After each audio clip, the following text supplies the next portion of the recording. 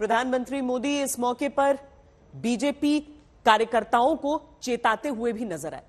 उन्होंने कहा कि आगे की लड़ाई बहुत मुश्किल है क्योंकि भारत विरोधी ताकतें चैन से नहीं बैठेंगी।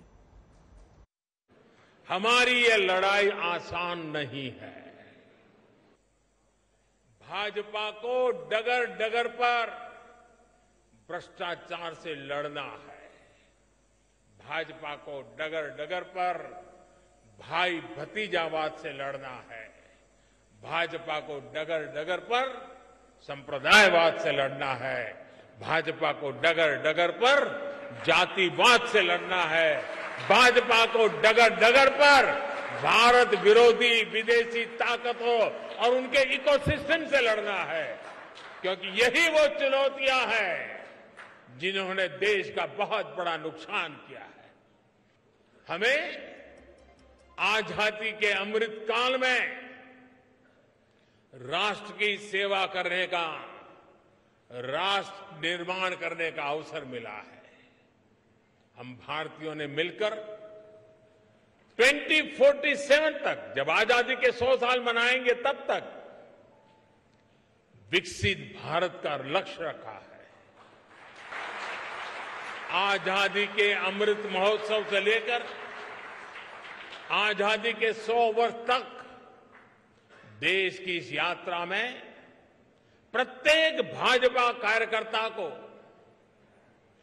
जी तोड़ मेहनत करनी ही करनी है। प्रधानमंत्री मोदी ने कांग्रेस का नाम लिए बगैर उस पर हमला किया। 1984 के दंगों की याद दिलाते हुए कहा कि देश उस काले अध्याय को भूल नहीं सकता। यात्रा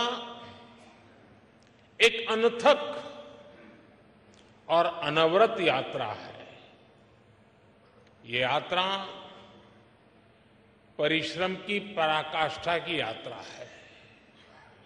ये यात्रा समर्पण और संकल्पों की शिखर की यात्रा है। उस समय हम देश के लिए बहुत बड़े सपने देखने वाले छोटी सी पार्टी थे। सपने बड़े थे, दल छोटा था।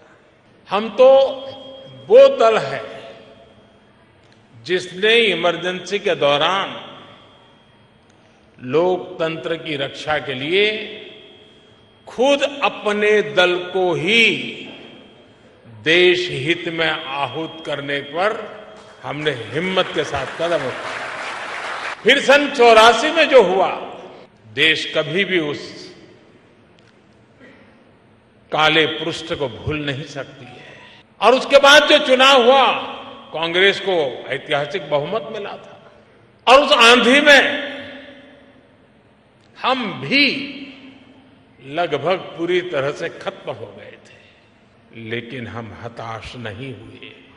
हम चले गए फिर एक बार जनता जनार्दन के बीच। हमने जमीन पे काम किया, हमने अपने संगठन को मजबूत किया। 2 लोकसभा सीटों के साथ शुरू हुआ सफर 2019 में 303 सीटों तक पहुंच गया। आज उत्तर से दक्षिण तक, पश्चिम से पूरब तक भाजपा एकमात्र पैन इंडिया पार्टी है।